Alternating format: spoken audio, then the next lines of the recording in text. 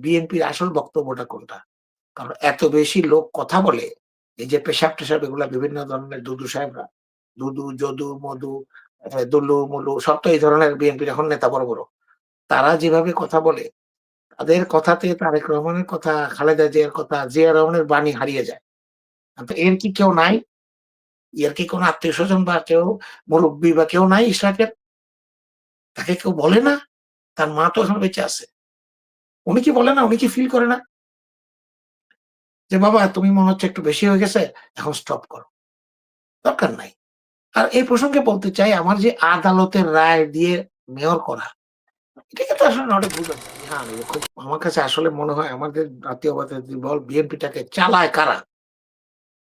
এখানে এত বেশি বিভিন্ন গ্রুপিং হয়ে গেছে, বিশেষ করে ভারতের লবি গ্রুপটা এত শক্তিশালী ছিল এবং এখনো আছে। উনাদের কারণে আমরা বুঝতে পারি না আসলে বিএনপির আসল বক্তব্যটা কোনটা। কারণ এত বেশি লোক কথা বলে, এই যে পেশাব-টেশাব এগুলা বিভিন্ন ধরনের দুদু সাহেবরা, দুদু, যদু, মধু, দুলু, মুলু সব তো এই ধরনের বিএনপির এখন নেতা বড়, বড়।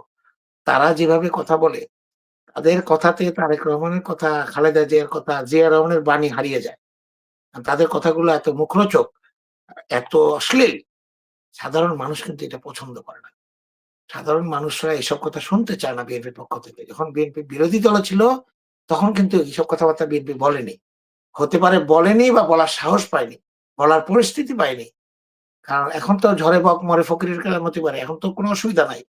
ইউনূস সরকারকে যদি সকাল থেকে রাত পর্যন্ত গালাগালি করেন, ৯০ বছরের কাছাকাছি বয়সে প্রফেসর ইউনূস সাহেব, তারা যদি সারাদিন সুদখোর, জুয়াখোর, আপনার রক্তচোষা সব বলেন, তাও আপনার ইউনূস সরকার আপনার এগেইনস্ট ব্যবস্থা নিবে না। নেওয়ার কোনো সুযোগ নাই, তারা নিবে না। কারণ তারা আওয়ামী লীগের সরকার না। এই সুযোগে কি আমরা এখন কোনো সম্মান, ভদ্রতা রাখবো না? আমাদের যে সাধারণ সৌজন্যবোধটাও রাখবো না? প্রফেসর ইউনূসকে যখন কথা বলেন, খালেদা জিয়া যদি ওই মুহূর্তে গত সপ্তাহে যদি হস্তক্ষেপ না করতেন, আমি বারবার আল্লাহর কাছে দোয়া করি, "আল্লাহ আপনি আমাদের নেত্রীকে হায়াত দেন। উনি যেন হায়াত পায়, সুস্থ থাকে, এই বদমাইশগুলাকে যেন উনি কন্ট্রোল করতে পারে।" কারণ উনার যে ইমেজ, উনার যে ব্যক্তিত্ব, এখানে এদের এইসব ফাজলামি চলে না। উনি ধমক দিয়ে যখন বলেছেন, "ইউনূস সরকারের বিরুদ্ধে বিরোধিতা করা যাবে না।" অহেতুক। বিরোধিতা করবেন না কেন? বিরোধিতা করবেন। কিন্তু অহেতুক বিরোধিতা করে দেশে একটা ঘোলা জল সৃষ্টি করা যাবে না। যেটা ইশরাক করছে। ইশরাক যেটা করছে এটা একেবারে 100% আজকের ডেটে প্রফেসর ইউনূসের সরকারের সবচেয়ে বড় শত্রু হলো আওয়ামী লীগ। পতিত আওয়ামী লীগ, পলাতক আওয়ামী লীগ। হ্যাঁ, শেখ হাসিনার। তারা যেটা করত, তারা এখন সুযোগ পেলে যেটা করবে, যেটা করার চেষ্টা করেছে আপনারা দেখেছেন। ১০০ কতটা আন্দোলন তারা করেছে গত ১০ মাসে। একেবারে রিক্সা, টেম্পো, আপনার টোকাই এমন কোন দল নাই, এমন কোন গ্রুপ নাই যারা আন্দোলন করেনি। শাহবাগে বিভিন্ন জায়গায়। তাদের কাজটা ইশরাক কেন করছে? জেনে না জেনে। ইশরাক কি বোঝে না? অবশ্যই বোঝে, সবকিছু বোঝে। এবং বিএনপি দল হিসেবে কেন এটার ব্যবস্থা নিচ্ছে না? আমরা অবিলম্বে এই ব্যাপারটাতে একটা স্টেল চাই। এখনই স্টপ এটা। চেয়ারপারসনের আমি অনুরোধ করছি, আমি তাদের অনুযোগ করছি জোরহাতে যে আপনি এখনই হস্তক্ষেপ করেন। বেগম খালেদা জিয়াকে অনুরোধ করছি। যে ইশরাকের ব্যাপারটা এখন স্টপ। সিটি কর্পোরেশন নিয়ে কোন আন্দোলন কিছু না। এখন ভোটের জন্য প্রস্তুতি গ্রহণ করো। ভোটের জন্য প্রস্তুতি গ্রহণ করো, জনগণের সেবা করো। কারা এই যে ভোটের কথাটা আসলে একটা কথা বলে দিই। কালকে দেখলাম বিএনপি ৩ টা পয়েন্ট দিয়েছে। যে কারা যোগ্য প্রার্থী হবে আগামী নির্বাচনের জন্য। খুব ভালো কথা। লিখতে খুব ভালো লাগে।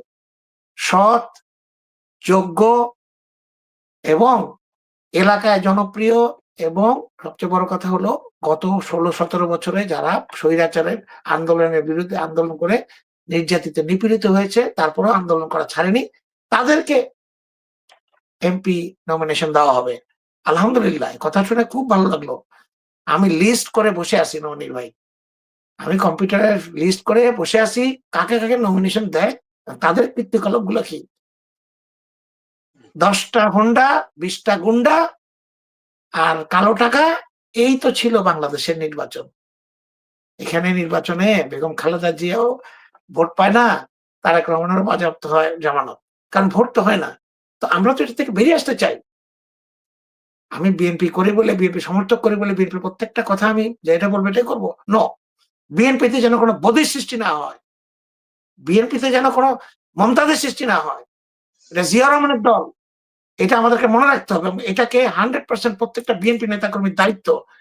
আপনাদের এলাকায় যে সৎ লোকটা আছে তার টাকা নাই, কিন্তু অত্যন্ত সৎ, অত্যন্ত যোগ্য। তাকে আপনারা নমিনেশন দেওয়ার জন্য ব্যবস্থা করেন। তার জন্য আন্দোলন করেন। ইচ্ছাকৃত আন্দোলন না, তার জন্য আন্দোলন করেন। যে আমরা দেখতে চাই বিএনপি বিভিন্ন জায়গা থেকে আপনার ভালো, ভালো লোকদের জন্য বিএনপির কর্মী সমর্থকরা আন্দোলন করছে। তারা মিছিল করছে, অবস্থান করছে যে আমরা এই লোকটাকে চাই। এই লোকের কাছে টাকা নাই, পোস্টার ছাপাতে পারে না, আমাদের পোস্টার দরকার নাই, আমরা তাকে চাই। এরকম যদি ৩০০-র মতো যদি ২০০ প্রার্থী এরকম আনতে পারেন, বাংলাদেশের গণতন্ত্রের কোন টেনশন করতে হবে না। জামাত ইসলামের নেতারা তো এমনি সৎ, তারা তো ঠিক আছে, তাদের ব্যাপারে দুর্নীতির অভিযোগ অত্যন্ত কম। তারাও বিএনপির সাথে এসে এই জিনিসটা হেল্প করতে হবে।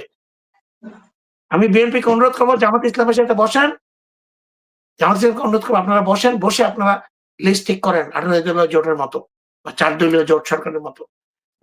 আপনি যদি গোলাম মোল্লা রনিকে নমিনেশন দিতে পারেন গলাচিপা থেকে, চিহ্নিত আওয়ামী লীগ আর বাকশালী, তাহলে আপনার জামাতের আজহারুল ইসলাম বা অন্যান্য যারা আছে তাদেরকে আপনার সাথে দুজন সমঝোতা দিলে অসুবিধা কি? আপনি ক্রিমিনালদেরকে দিতে পারবেন, আওয়ামী লীগ মিনি ক্রিমিনাল, যত ভালো। সে যদি বলে যে সে আমি ফেরেস্তা, কেন আপনার আওয়ামী লীগ শেখ মুজিবকে নেতা মানেন, বঙ্গবন্ধু বলেন, আপনার সাথে আমার কোনো বন্ধুত্ব হতে পারে না। এটা নীতি হওয়া উচিত। এই নীতি থাকলে গণতন্ত্র সুসংগত হবে বাংলাদেশে। মানুষ যে মানে রাজনীতিবিদদের কর্মকাণ্ডের কারণে আমরা দেখেছি, আমরা ১১-র সময় একবার দেখেছি যে মানুষ সমর্থন দিয়েছিল ফখরুদ্দিন মঈনুদ্দিন সরকারকে, সাধারণ জনগণ। কারণ তৎকালীন বিভিন্ন রাজনৈতিক প্রপাগান্ডা, বিভিন্ন রাজনৈতিক নেতাদের কার্যকলাপ বিভিন্ন ইত্যাদি, এবং তাদেরকে পূর্ণ সমর্থন দিয়েছিল দুর্নীতি দূর করতে, দেশকে একটা লাইনে আনতে। কিন্তু তার পরবর্তীতে আমরা দেখেছি যে পাতানো নির্বাচনটা ভারতের তত্ত্বাবধানে করে বিএনপিকে মাইনাস করে ৩২টা-৩৫টা সিট দিয়ে তারা ভারতের তত্ত্বাবধানে আওয়ামী লীগকে আবার ক্ষমতায় আনে। সেই কারণে কিন্তু মানুষ ওই ব্যাপারটা মনে রাখে। তারপরেও মানুষ রাজনীতিবিদদের এই কার্যকলাপের চেয়ে এই যে অরাজনৈতিক ব্যক্তিত্ব যারা কাজ করে তাদেরকে কেন জানি সাধারণ মানুষ একটু একটু পছন্দ করে। সাধারণ মানুষ বিশেষ করে বিএনপি গত ১০ মাসে যে কার্যকলাপগুলো করছে, বিএনপি করছে না, বিএনপির কিছু কিছু লোক করছে, সেগুলো কিন্তু আমাদের এই মানুষের এই ধারণাটাকে আরো পোক্ত করে দেয় যে প্রফেসর ইউনূস থাকুক আরো ৫ বছর। এই কথাটা আসে কেন আসলে? এই কথাটা তো আসার কথা না। কারণ প্রফেসর ইউনূস ৫ বছর থাকুক, ১০ বছর থাকুক, কথাটা আসে যে লোকটা বলে, সে মনে করে যে প্রফেসর ইউনূস ভালোই করছে, প্রফেসর ইউনূস ভালোই করছে, আমরা তাকে দেখতে চাই, তাকে আমরা রাখতে চাই। কারণ তারা মনে করে প্রফেসর ইউনূসের জায়গায় যারা আসবে তারা তো এখন অলরেডি এই যে ১.৫ বছর খাচ্ছে, বলল না ১.৫ বছর সবকিছু খাচ্ছে। সেই আশঙ্কা থেকেই তারা বলে, তারা যে প্রফেসর ইউনূসের মানে সমর্থক তা না, দল করেন না কোনো। আমাদেরকে সেই আস্থাটা ফিরিয়ে আনতে হবে। মঈন খান সাহেবকে বলতে চাই, ওনাকে আমি চিনি ভালো করে, উনি কানাডা এসেছিলেন, আমার সাথে দেখা হয়েছে, ঘনিষ্ঠ সম্পর্ক ছিল। আমরা বাংলাদেশের জনগণের এই অবস্থা করতে চাই, পোলাও কোরমা খেয়ে ভোট দিতে যাবে বা ভোট দিয়ে এসে পোলাও কোরমা খাবে, এটা চাই। পোলাও কোরমা চাই না, ভোট দিতে চাই, এটা তো একটা বকওয়াস কথা। মানে কি এখানে কি খাবারের সাথে কেউ বলেছে তুমি পোলাও কোরমা খেলে ভোট দিতে পারবে না, বা ভোট দিতে চাইলে পোলাও কোরমা খাওয়া যাবে না, আমাদের টাকা নাই? এই কথা তো কেউ বলেনি। আপনারা নির্বাচন চান, সবাই নির্বাচন চায়। বিশেষ করে বিএনপি তো অবশ্যই, বিএনপি জামাত চায়, কারণ তারা উইন উইন সিচুয়েশন আছে।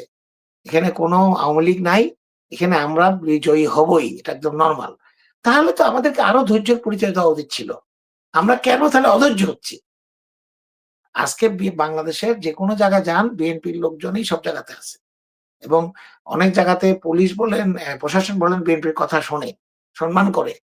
সেটাতে আপনাদেরকে আরো দায়িত্বশীলতার পরিচয় দিতে হবে। আপনারা এই ধরনের বেফাস কথাবার্তাগুলো যখন বলেন, তখন কিন্তু বিএনপির জন্য, আমরা যারা বিএনপির জন্য কথা বলি, আমরা যারা প্রোপাগান্ডা করি, প্রচারণা করি, তাদের জন্য খুব বেকায়দা অবস্থা হয়। দর্শকরা তখন আমাদেরকে প্রশ্ন করে যে বিএনপি কি করতে চায়। একজন প্রশ্ন করলেন না যে এর কি কেউ নাই, এর কি কোনো আত্মীয়-স্বজন বা কেউ মুরব্বী বা কেউ নাই ইশরাকের? তাকে কেউ বলে না? তার মা তো এখন বেঁচে আছে। উনি কি বলে না? উনি কি ফিল করে না? যে বাবা তুমি মনে হচ্ছে একটু বেশি হয়ে গেছে, এখন স্টপ করো। দরকার নাই। আর এই প্রসঙ্গে বলতে চাই আমার যে আদালতের রায় দিয়ে মেয়র করা, এটা কিন্তু আসলে নট a গুড এক্সাম্পল। আপনি ১ মণ দুধের মধ্যে ১ ফোঁটা চনা যদি দিয়ে দেন, দুধটা কিন্তু শেষ হয়ে যায়। আমরা গত ১৫-১৬ বছর ধরে অমানবিক অত্যাচারের সম্মুখীন হয়েছি। গুম, খুন, জেল, জুলুম, তার মধ্যে জিয়াও পরিবার সবচেয়ে ভালো করে জানে। তাদের প্রতিও নির্যাতন সবচেয়ে বেশি হয়েছে। একজন মারা গেছে, তারেক রহমান অসুস্থ হয়ে বিদেশে এখনো আছে। খালেদা জিয়া জেলখানায় ৭ বছর যে কারাবাস করে তাকে অসুস্থ করা হয়েছে, আর্সেনিক দেওয়া হয়েছে, তাকে বিভিন্ন ইনজেকশন দেওয়া হয়েছে, দিয়ে তাকে মেরে ফেলার চেষ্টা করা হয়েছে। চিকিৎসা দেওয়া হয়নি। তারা কি একবারও মনে করে না যে এই যে এটা যে হয়েছে, তাহলে এখন যদি এর মধ্যে যদি আমরা যদি এখনো শুদ্ধ না হই, তাহলে আমরা কখন হব? দরকারটা কি? আপনি পিপলস পাওয়ার দেখানোর জন্য নির্বাচন সবচেয়ে বড় একটা পদ্ধতি। যে মানুষ কিভাবে তাদের মতামত প্রকাশ করবে। নির্বাচন হলে ভোট দিয়ে। কিন্তু আমরা কি ভুলে যাচ্ছি ভোটের পরিস্থিতি, ভোটের মধ্যে অন্য কোনো কিছু হবে না। প্রশাসনের মেক্সিমাম জায়গায় আওয়ামী লীগের লোক এখনো আছে। এদেরকে সরানো যায়নি।